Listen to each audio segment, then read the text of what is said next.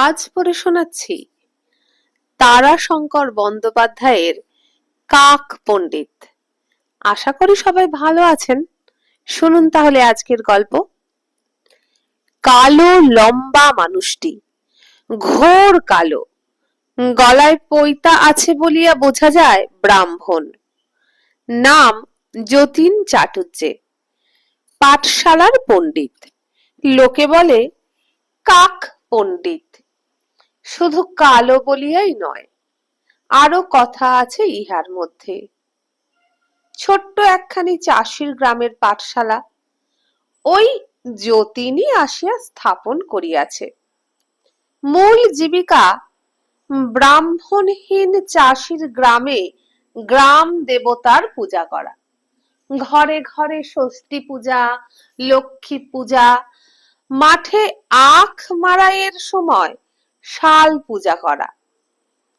যতীনকে এই জন্য লোকে প্রকাশ্যে বলে যতীন ঠাকুর। বুদ্ধিমান যতীন অতঃপর ভাবিয়া চিন্তিয়া পাঠশালা খুলিয়া বসিল। জমিদারের কাছারিতে পাঠশালা বসে। কয়েক বৎসরই পাঠশালা হইয়াছে, কিন্তু আজও পাঠশালার একটি ছাত্র বৃত্তি পায় নাই। সেটা যতীনের অক্ষমতা নয়, সে ভালো ছেলে তৈয়ারি করিলেই পাশের গ্রামের পাঠশালার পণ্ডিতরা জামা কাপড় বই টাকার লোভ দেখাইয়া ছেলেটিকে ভাঙাইয়া লইয়া যায়। এমন কয়েকটি ছেলেই অন্য পাঠশালা হইতে বৃত্তি পাইয়াছে, তাই তার কালো চেহারার সঙ্গে মানাইয়া লোকে তাকে কাক পণ্ডিত বলে। কাকের মতোই সে কোকিলের ছানা মানুষ করে।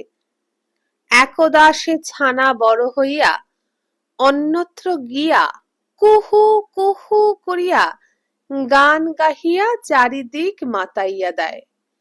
লোকে তারিফ করে। পূজা এবং পড়ানো একসঙ্গে চলে যতীন চাটুজ্জের।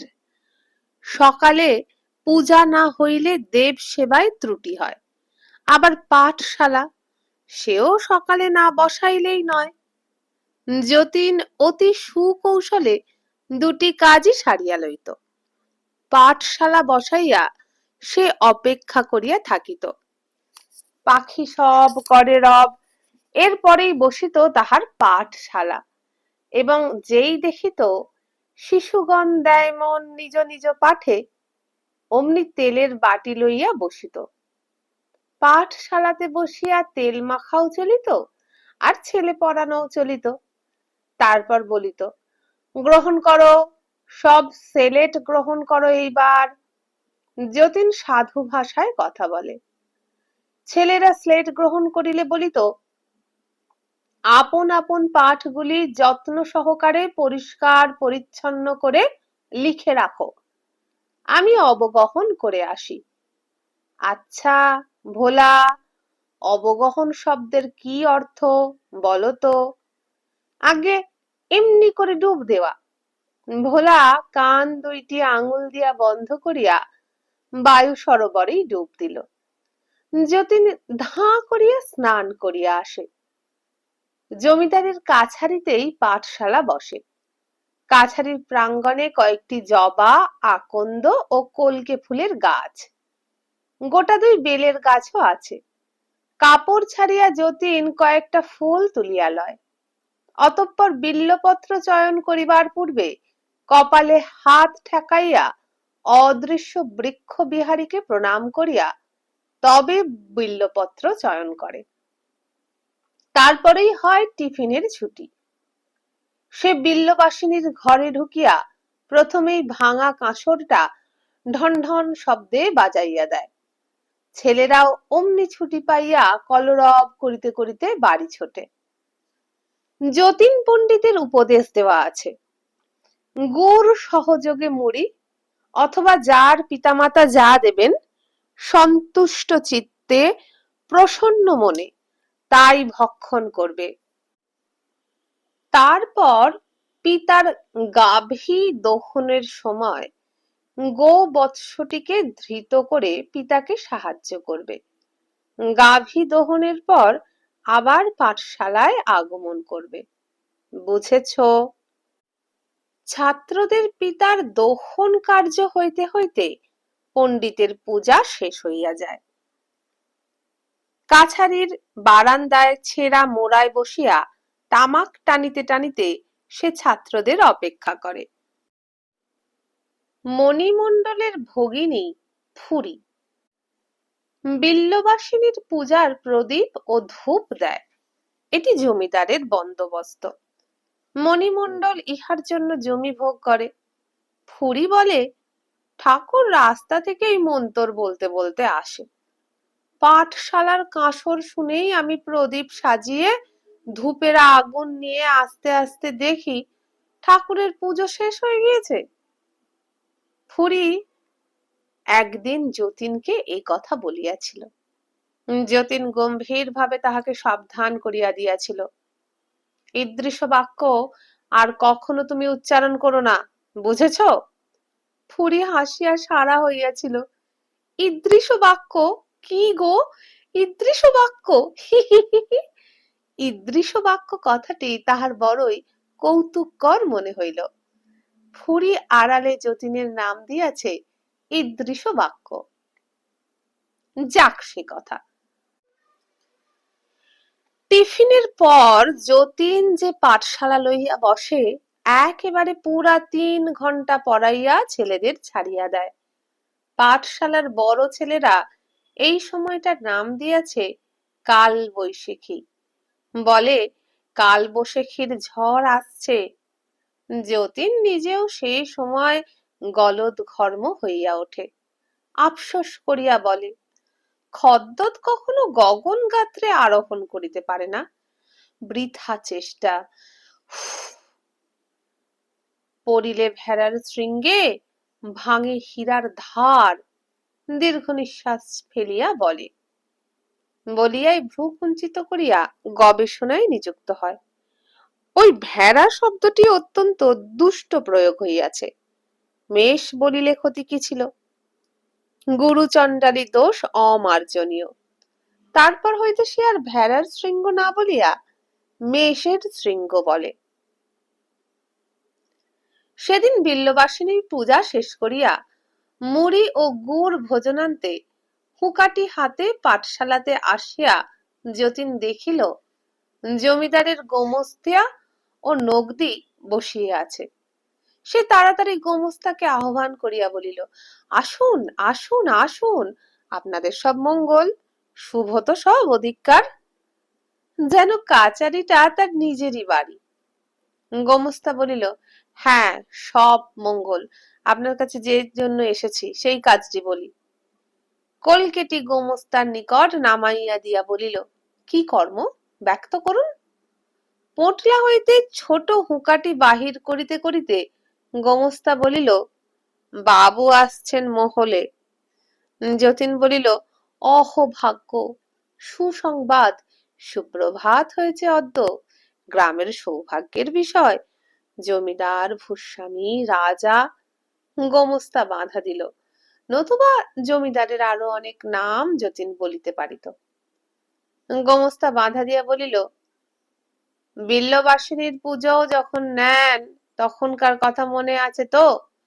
বাবু এলে পাক শাক এখানে আপনাকেই করতে হবে। অবশ্য বাবু নিশ্চয়ই বকশিস দেবেন। যতীন বলিল, অবশ্য অবশ্য, কর্তব্য কর্ম অবশ্য করণীয়, অবশ্যই আমি চালিত করে দেব। এইটুকুর একটু ইতিহাস আছে। যতীন এ গ্রামের বাসিন্দা নয়। এই গ্রামে পূর্বে এক ঘর মাত্র ব্রাহ্মণ ছিল। তাহারাই বিল্ববাসিনীর পূজা করিত এবং তাহার জন্য জমিদার প্রদত্ত জমি ভোগ করিত। কিন্তু কিছুদিন পূর্বে সেই পরিবারটি বংশলুপ্ত হইয়া গিয়াছে। যতীন এই গ্রামে পাঠশালা করিত, সে এই পূজারকের পদের প্রার্থী হইল। সকলেই তখন বলিল, তাহাকে এই গ্রামে বাস করিতে হইবে, গ্রামের সকলের পৌরোহিত্যও করিতে হইবে এবং জমিদার অথবা কোনো বিশিষ্ট প্রতিনিধি আসিলে তখন পাচকের কাজও করিতে হইবে। যতীন তাহাই স্বীকার করিয়া লইয়া পাচকের কাজ গ্রহণ করিয়াছে। বিনিময়ে জমিদার প্রদত্ত নিষ্কর ৮ বিঘা জমি সে পাইয়াছে। কাজ লইয়া পাঠশালা করিতে প্রায় বড় অসুবিধা হয়। গ্রামে কোনো ক্রিয়াকর্ম থাকিলে সেদিন আর পাঠশালা করা হয় না, অথবা পাঠশালা সারিয়া সে কর্ম সারিতে গেলে বেলা ৩টা পর্যন্ত অনাহারে থাকিতে হয় এবং গৃহস্থের তিরস্কার সহ্য করিতে হয় বিস্তর। কিন্তু তবু যতীন পাঠশালা ছাড়ে নাই।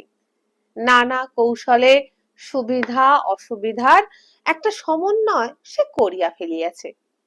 গোমস্তা বলিল, হ্যাঁ, সেই জন্যই বাবু রাঁধুনি সঙ্গে আনিবেন না। যতীন একটু মাথা চুলকাইয়া বলিল, দেখুন, একটু অসুবিধা হবে অনুমান করছি।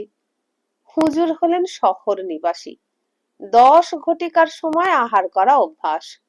কিন্তু আবার বিবেচনা করুন, বিল্লবাসিনীর পূজা অর্চনা, তৎপর পাঠশালার কর্ম। ধমক দিয়া গোমস্তা বলিল, পাঠশালা এখন বন্ধ করে দেন, আর বাবু এলে পাঠশালা করবেনই বা কোথায়? কাছারিতে তো এখন পাঠশালা করা যাবে না। যতীন বলিল, কিন্তু মায়ের পূজা তো।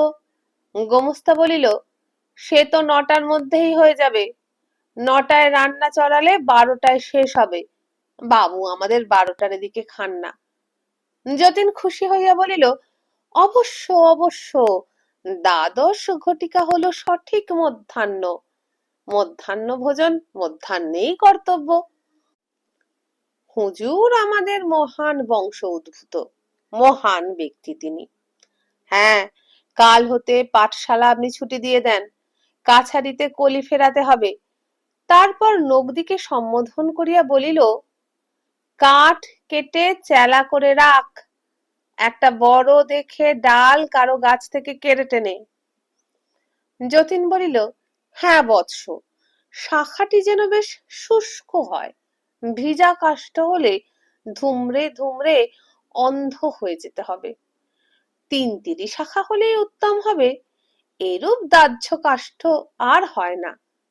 নগদি বলিল, কার গাছের ডাল নেব? বিরক্ত হইয়া গোমস্তা বলিল, যার পাবি তারই নিবি। তাই তেঁতুল ডালি একটা যার থেকে হোক কেটে নে। যতীন জোর হাত করিয়া বলিল, এই সঙ্গে কয়েকটি বংশখণ্ড ছেদনের আদেশও ওকে দিয়ে দিন। গোমস্তা বলিল, আপনার মশাই কোন সময় কোন তাল, কেন বংশখণ্ড নিয়ে কি করবেন? ঘর তো আপনার ছাওয়ানো হয়ে গিয়েছে। যতীন বলিল, আগে তোরণ নির্মাণ করব। হুজুর যেদিন পদার্পণ করবেন সেদিন পত্র পুষ্প দিয়ে সুসজ্জিত করব। গোমস্তা বলিল, তাই দিস রে, গোটা 8 বাঁশ কেটে ঠাকুরকে দিস। ছাত্রেরা তখন সবে আসিয়া গিয়াছে। তাহারা শুনিতে শুনিতে খুশি হইয়া উঠিল। ছুটি ছুটি, কাল বৈশাখী হইতে অব্যাহতি পাওয়া গিয়াছে। যতীন এইবার ছেঁড়া মোড়াটিতে বসিয়া আরম্ভ করিল, ছকু, তুমি ভূস্বামী বানান করো তো। ছকু নির্ভুল উত্তর দিল, হরিচরণ। ভূস্বামী শব্দের অর্থ কি? হরিচরণ বলিতে পারিল না। হরিচরণের পর একে একে সকল ছাত্রকেই প্রশ্ন করা হইল, কিন্তু কেহই উত্তর দিতে পারিল না। তখন যতীন বলিল, মরিরাম, তুমি এ প্রশ্নের উত্তর প্রদান করিতে পারো? শীর্ণকায় টলটলে মুখ মরিরাম গলায় এক বোঝা মাদুলি লইয়া উঠিয়া বলিল, আগে ভূস্বামী মানে রাজা, জমিদার। যতীন খুশি হইয়া বলিল, আমার নিকটে আগমন করো। মরিরাম তাহার নিকটে আসিল। যতীন তাহার শীর্ণ দেহে হাত বুলাইয়া বলিল, উত্তম, যথার্থ উত্তর প্রদান করিয়াছ। তারপর সে ছেলেদের জমিদার কে এবং কি বুঝাইতে আরম্ভ করিল। ছেলেরা কাল বৈশাখীর হাত এড়াইয়া জমিদারের দীর্ঘ জীবন কামনা করিতেছিল। বক্তৃতা শেষে যতীন বলিল, আগামী কল্য হতে বিল্ববাসিনী মায়ের প্রাঙ্গণে ওই বৃক্ষচ্ছায়াতে পাঠশালা চালিত হবে এবং প্রাতঃকালের পরিবর্তে অপরাহ্ন 2 ঘটিকা হইতে 5 ঘটিকা পর্যন্ত হবে। ছেলেরা পাংশু মুখে উহার মুখের দিকে চাহিয়া রহিল। যতীন আবার বলিল, হৃদয়ঙ্গম হয়েছে সব? সকলে ঘাড় নাড়াইয়া জানাইল, হইয়াছে। মরিরাম ছেলেটি মৃদুস্বরে বলিল, আমাকে তাহলে কখন পড়াবেন? মরিরামকে যতীন পৃথক ভাবেও পড়াইয়া থাকে। সেই সময়টা ওই 2 ঘটিকা হইতে 4 ঘটিকা পর্যন্ত নির্দিষ্ট আছে। যতীন একটু চিন্তা করিয়া বলিল, তুমি বৎস অতি প্রত্যুষে আমার গৃহে আগমন করবে। 6 ঘটিকা হতে 8 ঘটিকা পর্যন্ত তোমার পাঠাভ্যাস করিয়ে দেব। ছেলেটিও খুশি হইয়া চলিয়া গেল। জমিদার বাবুটি এ যুগের মানুষ এবং শিক্ষিত ব্যক্তি, তবুও তোরণ দ্বার দিয়া প্রবেশ করিয়া তিনিও ঈষৎ পুলকিত না হইয়া পারিলেন না।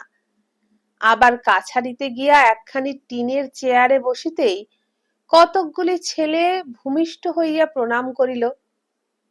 তারপর সারি দিয়া দাঁড়াইয়া কাছারির দিকে স্থির দৃষ্টি নিবদ্ধ করিয়া সুর করিয়া আরম্ভ করিল, বারংবার প্রণিপাত চরণে তোমার, হে মোহত মহিয়ান করুণা অপার, প্রজার পালনে তুমি রামের সমান, বিদ্যার সাগর তুমি জ্ঞানী গুণবান। এবার জমিদার বাবুটি হাসিয়া বলিলেন, বেশ বেশ, কে শেখালে সব তোমাদের? যতীন আসিয়া হেঁট হইয়া নমস্কার করিয়া বলিল, আগে অধম, এই অধম হুজুরের আশ্রিত ব্যক্তি। বিশাল মহিরুহে কত পশু পক্ষী কীট পতঙ্গ আশ্রয় গ্রহণ করে, বৃক্ষ সকলকে জ্ঞাত করে না। অধীনও তদনুরূপ একটি কীট পতঙ্গ। গোমস্তা মুচকি হাসিয়া বলিল, উনি হলেন যতীন ঠাকুর, বিল্ববাসিনী মায়ের পূজা করেন আর পাঠশালায় পণ্ডিতি করেন। জমিদার বাবু নমস্কার করিয়া বলিলেন, বেশ বেশ, আপনি তাহলে পণ্ডিত মশাই। বাহ, আপনার কথাগুলি বড় চমৎকার, বড় সুন্দর, শুদ্ধ, বাহ বেশ। পণ্ডিত সম্বোধনে এবং এমন অজস্র প্রশংসাবাদে যতীন যাহাকে বলে পরম পুলকিত হইয়া উঠিল। পুলকের আতিশয্যে তাহার চোখ দুটি ছলছল করিয়া উঠিল। সে হাত জড়ো করিয়া বলিল, হুজুর মহৎ, অধীন ক্ষুদ্র, কিন্তু হুজুর বিবেচনা করে দেখুন, আমি ব্রাহ্মণ, শিক্ষকতা আমার কর্ম।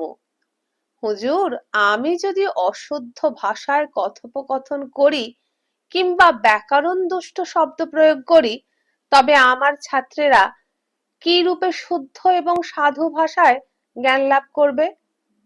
যদি কেউ স্বর্ণালঙ্কারের পরিবর্তে অহরহ পিত্তলের অলঙ্কারই ব্যবহার করে, তবে পিত্তলকেই সে স্বর্ণ বলিয়া জ্ঞান করে। গোমস্তা ব্যস্ত হইয়া উঠিয়াছিল। সে বলিল, যান গো, এইবার যান, রান্না চড়িয়ে দেন। যতীন বলিল, হ্যাঁ হ্যাঁ, এই যে আমি প্রস্তুত, অবিলম্বেই রন্ধন সমাপ্ত হইয়া যাবে, কোনো চিন্তা নাই। জমিদার বলিলেন, আপনি রান্না করবেন নাকি?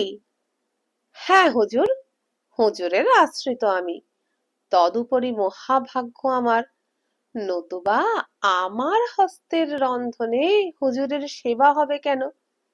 বলিয়া সে একখানি দরখাস্ত হুজুরের হাতে দিল। দরখাস্তখানি পড়িবার পূর্বেই সেখানের দিকে দৃষ্টি ফিরাইয়াই জমিদার মুগ্ধ হইয়া গেলেন। হাতের লেখাটি অতি সুন্দর। প্রথম দৃষ্টিতে ছাপা লেখা বলিয়াই ভ্রম হয়। সপ্রশংস দৃষ্টিতে যতীনের দিকে তিনি চাহিয়া বলিলেন, আপনার লেখা? বাহ, অতি সুন্দর লেখা। এত সুন্দর লেখা আমি কখনো দেখিনি। যতীন আবার আরম্ভ করিল, হুজুর, হস্তলিপি সুন্দর না হলে শিক্ষকতা করা চলে না। কারণ ছাত্রগণ গুরুর হস্তলিপিকেই আদর্শ জ্ঞান করে সেই রূপ লিখিবারই চেষ্টা করে। তা ব্যতীত চিন্তা করে দেখুন, অগ্রে লেখা, তারপরে পড়া, সেই জন্যই লেখাপড়া শব্দ প্রচলিত হয়েছে। দরখাস্তখানি হুজুর পড়িতেছিলেন। প্রথমেই যতীন আরম্ভ করিয়াছে, মহামহিম মহিমার্ণব জ্ঞান গুণ প্রভৃতি অশেষ সদ্গুণ সমলঙ্কৃত প্রজাপালক ভূস্বামী প্রবর শ্রীল শ্রীযুক্ত মহোদয় অশেষ প্রবল প্রতাপেষু। তারপর দীর্ঘ ৩ পৃষ্ঠা ধরিয়া গ্রামের পাঠশালাটির দুরবস্থার বর্ণনা করিয়া হুজুরের করুণা দৃষ্টি আকর্ষণ করিয়াছে। জমিদার প্রশ্ন করিলেন, সরকারি সাহায্য কত করে পান? ১ কপরদকও নয় হুজুর। কেন? আমি যে জ্যেষ্ঠতাত পত্নী, পাশ নই। জমিদার বিস্মিত হইলেন।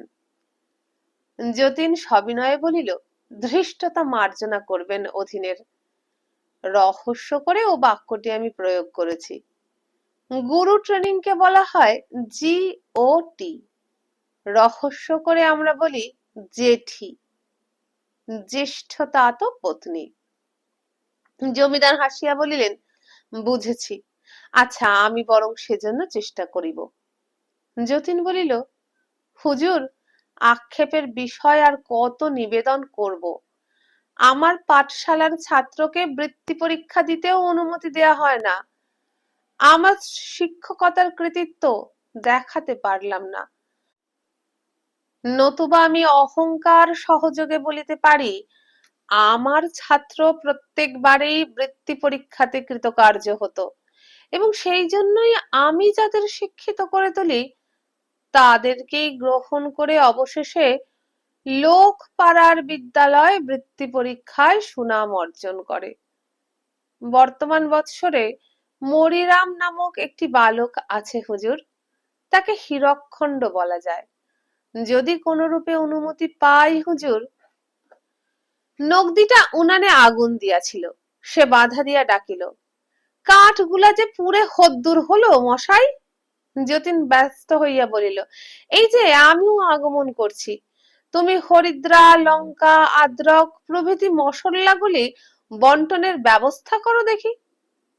রান্নাঘরের দাওয়া হইতে গোমস্তা বলিল, বন্টনের ব্যবস্থা হয়েছে, এখন আপনি আগমন করুন দেখি। হুজুর তো এখন রইলেন, পরে ওসবের ব্যবস্থা হবে। যতীন রান্নাশালে আসিতেই নগদিটা বলিল, তুমি কিন্তু আচ্ছা বকতে পারো মশাই, বকে বকে মানুষের কানের পোকা মেরে ফেলাও। হাহ, সেই সকাল থেকে লেগেছে বাপু।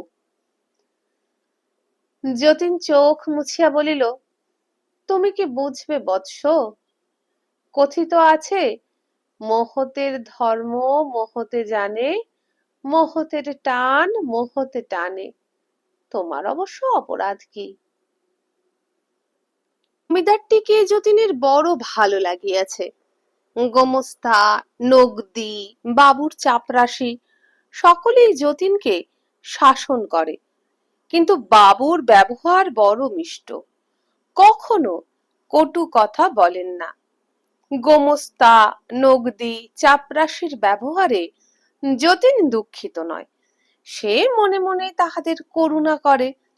একান্ত নির্জনে সে আপন মনেই দীর্ঘ নিঃশ্বাস ফেলিয়া বলে, অজ্ঞতার মতো দুষ্ট ব্যাধি আর সংসারে নাই। প্রত্যহ প্রভাতে সে একটি করিয়া সমস্যা আনিয়া জমিদার বাবুর নিকট উপস্থিত করে, করজোরে দাঁড়াইয়া বলে, হুজুর, অভয় দিলে অধীন একটি নিবেদন পায়। বাবুর হাসির মধ্যেই অভয় ফুটিয়া ওঠে।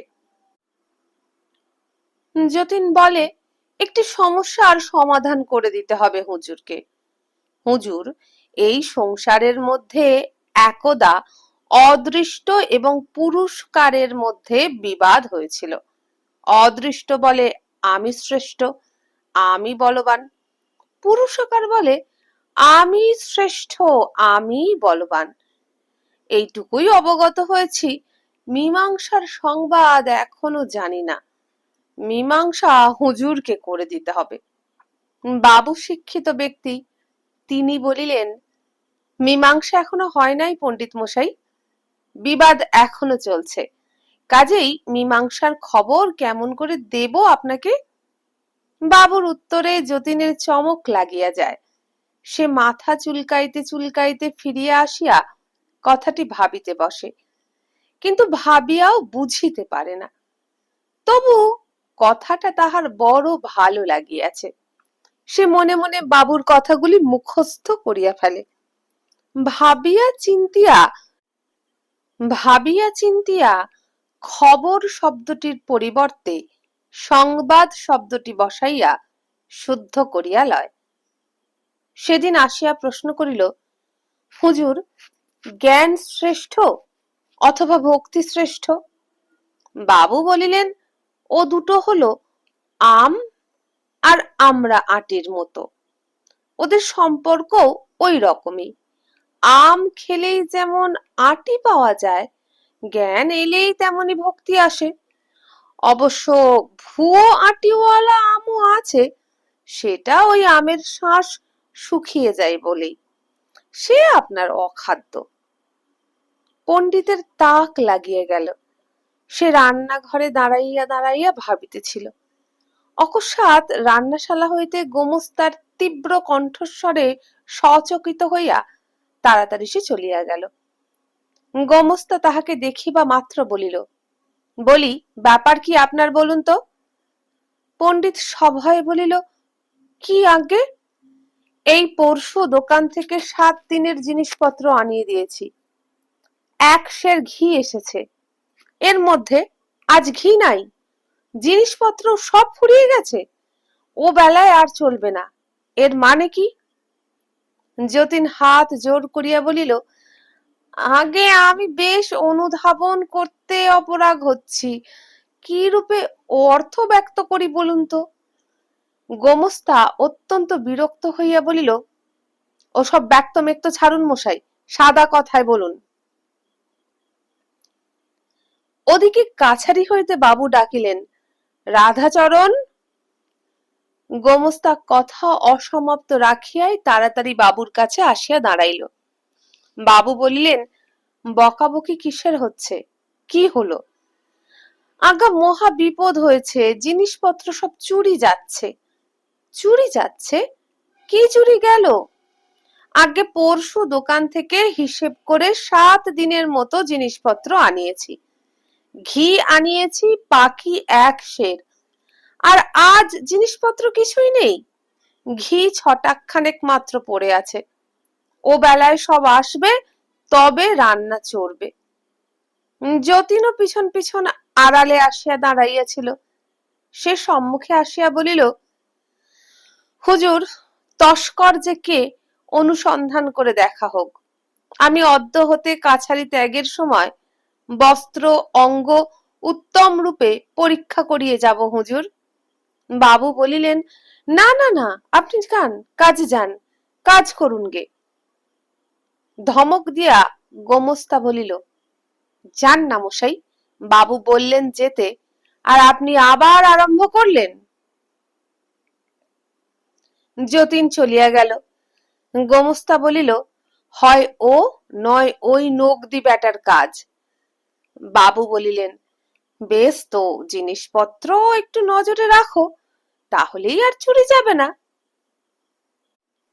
আর ও নিয়ে কেলেঙ্কারি কি, ছি। গোমস্তা আপন মনেই বক বক করিতে করিতে চলিয়া গেল। কিছুক্ষণ পর বাবু বাহিরে আসিয়া দেখিলেন, যতীন ম্লান মুখে নির্বাক হইয়া বসিয়া আছে।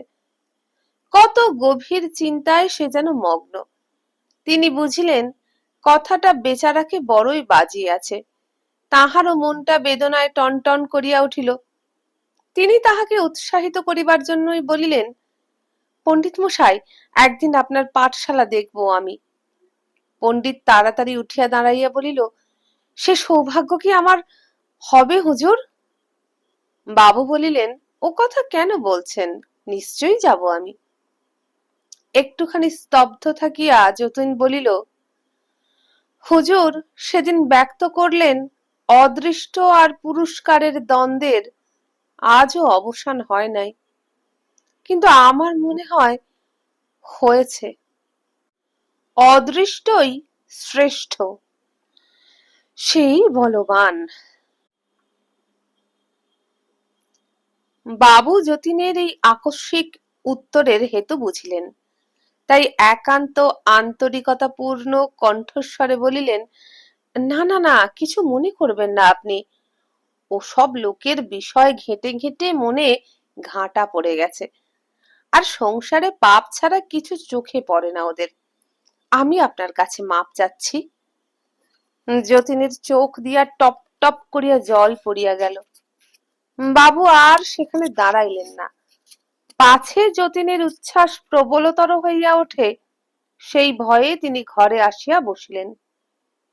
মিনিট 10 পরেই কিন্তু যতীন আসিয়া বাবুর সম্মুখে দাঁড়াইল। হুজুর, বলুন। যতীন হাত জোর করিয়া নীরবে দাঁড়াইয়া রহিল। বাবু দেখিলেন তাহার ঠোঁট দুইটা থর থর করিয়া কাঁপিতেছে। তিনি গভীর সহৃদয়তার সহিত বলিলেন, কি বলছেন বলুন।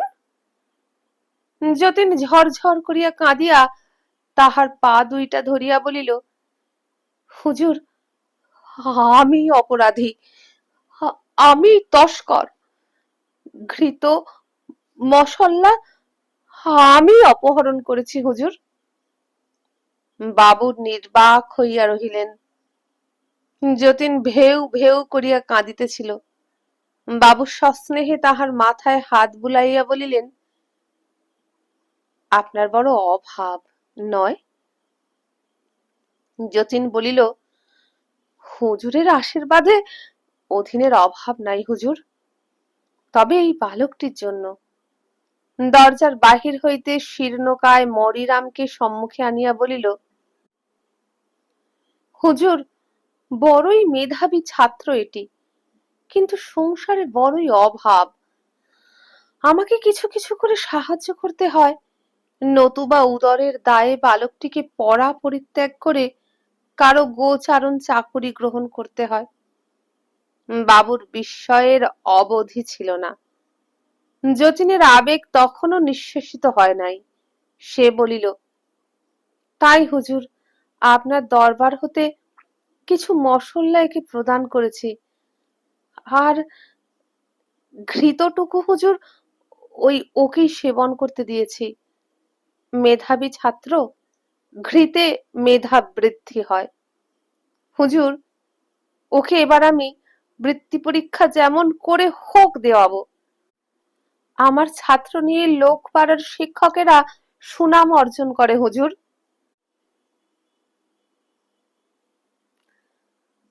আর আমায় বলে কাক পণ্ডিত। হুজুর, আমি শিক্ষিত করি আর তারা অবশেষে তাকে গ্রহণ করে, তাই। আবার সে ঝরঝর করিয়া কাঁদিয়া ফেলিল। ছেলেটিও ইতিমধ্যে প্রণাম সারিয়া বড় বড় চোখ দুটি মেলিয়া করজোড়ে বাবুর সম্মুখে দাঁড়াইল। বহুক্ষণ পরে বাবু বলিলেন, আচ্ছা পণ্ডিত, আমি এখন থেকে ছেলেটিকে মাসে মাসে 1 টাকা করে সাহায্য করব, বুঝলেন? যতীন করজোড়ে প্রশ্ন করিল, আর পাঠশালা কবে পরিদর্শন করবেন হুজুর? আমি পত্র পুষ্প দিয়ে সব সুসজ্জিত করব। হুজুর, আপনি যে ভূস্বামী, রাজা, দেবতার অংশ। যতীনের উচ্ছ্বাস থামিত কিনা সন্দেহ, কিন্তু নগদিটা চিৎকার করিয়া ডাকিল, এই যা, ডালটা পুড়ে গেল যে। ঠাকুর মশাই, ও ঠাকুর মশাই! সত্যই পোড়া গন্ধ উঠিয়াছিল। যতীন ত্রস্ত পদে রান্নাশালার দিকে চলিয়া গেল। বন্ধুরা, এখানেই শেষ হয়ে গেল কাক পণ্ডিত। কেমন লাগলো অবশ্যই কমেন্ট করে জানাবেন। যদি ভালো লাগে একটা লাইক করবেন, বন্ধুদের সঙ্গে ভিডিওটা বেশি বেশি করে শেয়ার করবেন, আর আমার চ্যানেলে এখনো সাবস্ক্রাইব করে না থাকলে সাবস্ক্রাইব করে আমার মনোবল বাড়াবেন। আজকের মতো বিদায় নিলাম। নমস্কার।